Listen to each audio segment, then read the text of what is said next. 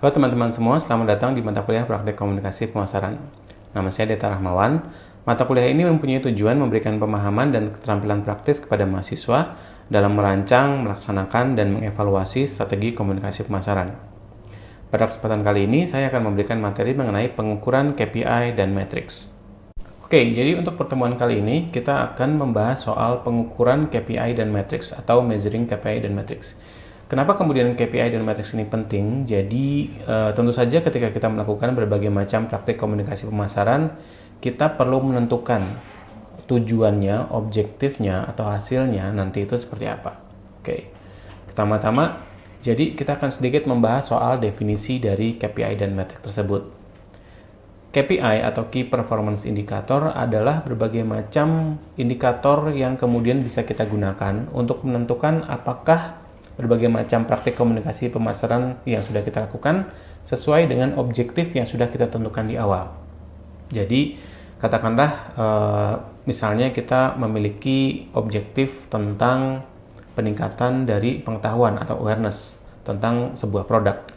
Jadi, kita perlu menentukan KPI dari awareness itu nantinya seperti apa. Nah, yang diukur dari KPI adalah apa yang disebut dengan matriks atau pengukuran-pengukuran yang sifatnya kuantitatif. Kenapa kemudian KPI dan matriks ini penting untuk kita pahami secara lebih detail? Bayangkan misalnya kita dalam konteks praktik komunikasi pemasaran saat ini di berbagai macam platform media sosial ya. Kemudian kita sudah melakukan kampanye, kita kemudian juga sudah menggunakan iklan untuk media sosial, tapi kemudian kita tidak bisa mengukur keberhasilan dari kampanye tersebut, keberhasilan dari kita menggunakan berbagai macam praktik periklanan itu seperti apa. Ya, ketika kemudian kita tidak bisa mengukur keberhasilannya, maka kita tidak bisa mengaitkan antara komunikasi pemasaran dengan objektif yang kemudian sudah kita tentukan di awal. Selanjutnya kita akan membahas tentang apa yang dinamakan dengan return on investment. Next, return on investment adalah bagaimana kita menentukan keberhasilan dari investasi yang sudah kita lakukan. Katakanlah untuk sebuah periklanan di Instagram, kita sudah melakukan investasi sebesar 1, 2, atau 3 juta rupiah. Dari situ kemudian kita sudah menentukan bahwa KPI-nya katakanlah untuk meningkatkan awareness. Tapi kemudian kita juga melakukan strategi atau taktik lain yang berkaitan dengan komunikasi pemasaran kita. Misalnya kita juga menggunakan seorang social media influencer dan kemudian kita juga menggunakan praktik-praktik komunikasi pemasaran yang lain. Dari situ kita sudah melakukan berbagai macam atau berbagai jenis investasi. Dari situ kita bisa kemudian membandingkan sebetulnya investasi mana yang kemudian paling efektif dengan hasil yang tentunya terbaik. Jadi kita bisa membandingkan apakah kemudian dengan periklanan yang dimana kita sudah mengeluarkan 3 juta dan kemudian kita juga sudah mengeluarkan 3 juta untuk social media influencer misalnya, kita bisa membandingkan mana sebetulnya yang kemudian menghasilkan return yang lebih tinggi. Dari situ kita bisa menentukan komunikasi pemasaran seperti apa yang lebih efektif. Apakah misalnya dengan 3 juta untuk menggunakan iklan, ya, misalnya menghasilkan engagement lebih tinggi dibandingkan dengan 3 juta lewat social media influencer. Di situ adalah kita bisa menentukan jadi return on investment mana yang terbaik. Ya, karena itulah return on investment di sini adalah salah satu hal yang juga perlu diperhatikan dalam konteks praktik komunikasi pemasaran. Next, selanjutnya kita akan membahas soal matriks. Matriks adalah pengukuran-pengukuran yang biasanya bersifat kuantitatif. Dalam praktik komunikasi pemasaran, setidaknya mungkin kita bisa melihat ada 2 hal tentang matriks yang perlu kita pahami. Pertama, kita bisa memahami tentang apa yang disebut dengan vanity matrix. Dan yang kedua, kita bisa memahami apa yang disebut dengan actionable matrix. Yang membedakan dari vanity matrix dan actionable matrix adalah keterkaitannya dengan konversi atau objektif dari yang sudah kita tentukan sebelumnya. Vanity matrix itu baik kita miliki, tapi mungkin dia tidak memiliki keterkaitan secara langsung terhadap objektif yang sudah kita tentukan di awal. Katakanlah misalnya kita memiliki jumlah follower di media sosial, atau misalnya dari sebuah akun media sosial kita memiliki like, share, atau misalnya retweet atau apapun lah ya yang berkaitan dengan engagement ya. Vanity metrics sebetulnya tidak bisa kita kaitkan secara langsung terhadap objektif dari sebuah lembaga kita. Katakanlah misalnya objektif yang paling utama dalam konteks pemasaran adalah penjualan atau revenue. Kita tidak bisa secara langsung mengaitkan antara jumlah followers dengan revenue, maka itu disebut dengan vanity metrics. Tetapi berbeda dengan actionable metrics. Actionable metrics itu dapat membantu kita dalam menentukan return on investment seperti yang telah kita bahas sebelumnya. Jadi katakanlah di sini salah satu contoh dari actionable metrics adalah conversion rates atau rate dari konversi yang bisa kita hitung kepada revenue. Jadi sebetulnya dua matriks ini itu bukan berarti salah satu matriks itu lebih baik daripada yang lain. Tapi kita perlu memahami bahwa ada matriks yang biasanya akan cukup sulit untuk dikaitkan langsung bila kita kaitkan dengan misalnya penjualan atau revenue. Tapi ada matriks-matriks lain yang bisa lebih bagus untuk menjelaskan dan bisa dikaitkan langsung dengan penjualan atau revenue. Jadi lebih kepada conversion ya, lebih kepada konversinya yang berkaitan dengan objektif kita itu nanti apa. Next, selanjutnya kita bisa melihat contoh-contoh dari matriks yang digunakan oleh berbagai macam perusahaan-perusahaan yang berkaitan dengan praktik komunikasi pemasaran. Tentu saja kalau kita bicara soal pemasaran, ujung dari hal yang perlu kita perhatikan adalah profit misalnya ya. Dan profit berarti bagaimana kita menghitung profit? Misalnya saja kita menghitung dari jumlah sales, kita bisa menghitung dari kenaikan revenue, kenaikan pendapatan, dan itu adalah salah satu matriks yang tentunya paling penting untuk keberlanjutan dari usaha yang sudah kita miliki. Tapi selain dari sales, selain dari revenue, ada berbagai macam matriks lain yang perlu untuk kita pahami, dan juga di sini di dalam data yang ada di PPT kita bisa melihat ya. Misalnya saja ada yang disebut dengan digital, web, atau mobile performance, ada lead generation, ada content engagement, ada lead conversion, ada customer experience atau customer engagement, ada juga campaign cost atau campaign efficiency. Jadi banyak sekali matriks yang digunakan oleh perusahaan-perusahaan lain. Contohnya saja kita bisa melihat ada yang di sini disebut dengan digital, web, atau mobile performance. Jadi selain sales, selain revenue ya, dalam konteks praktik komunikasi pemasaran kita bisa mengukur performa dari berbagai macam aset digital yang kita miliki. Katakanlah kita memiliki sebuah website ya, kita bisa mengukur misalnya dari traffic website tersebut ya. Kemudian kita juga bisa mengukur dari aset media digital lain seperti media sosial. Kembali kita tadi membicarakan soal berapa sih follower yang kita miliki, kemudian bagaimana sih peningkatan followernya tiap bulan, atau kita bisa mengukur dari engagement, kita bisa mengukur dari berapa banyak yang melakukan likes pada postingan atau konten tertentu. Kita bisa mengukur dari berapa banyak komentar yang muncul dari konten tertentu. Kita juga misalnya mengukur dari apakah konten tersebut dibagikan ya, di-share, di-retweet, atau ya disebarluaskan kepada halayak di media digital. Jadi banyak sekali sebetulnya matriks-matriks yang bisa kita gunakan dalam konteks praktik komunikasi pemasaran. Next, selanjutnya kita bisa melihat contoh-contoh yang lebih detail dari apa yang disebut dengan KPI dalam berbagai macam praktik komunikasi pemasaran. Kita kembali pada praktik komunikasi pemasaran itu sendiri sebetulnya nanti di dalam praktiknya itu apa saja yang bisa kita lakukan. Contohnya di sini kita bisa melihat ya, ada yang dinamakan content marketing. Jadi bagaimana kita membuat konten-konten yang sebetulnya itu mungkin tidak bisa langsung dikonversi kepada penjualan, tapi kemudian konten tersebut misalnya membantu dalam membuat image dari produk kita menjadi lebih baik, atau misalnya bisa kemudian menambahkan cerita-cerita positif terkait dengan produk yang kita miliki.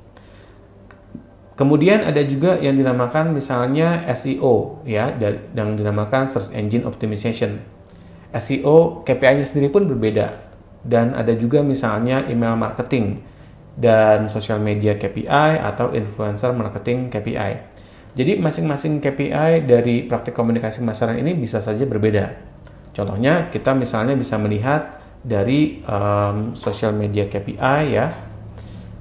Selanjutnya misalnya kita bisa melihat contoh dari KPI yang bisa kita pastikan ada dalam konteks praktik komunikasi pemasaran menggunakan media sosial.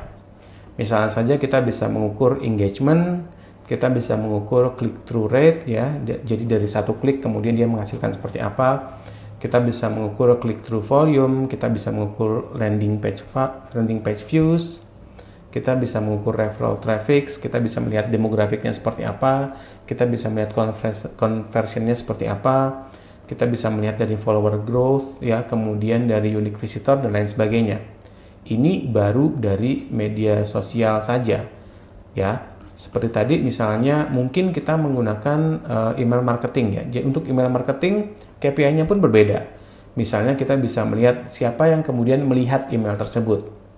Kita bisa misalnya mengukur berapa yang sudah melihat kemudian juga membuka email tersebut. Ini dinamakan dengan open rate.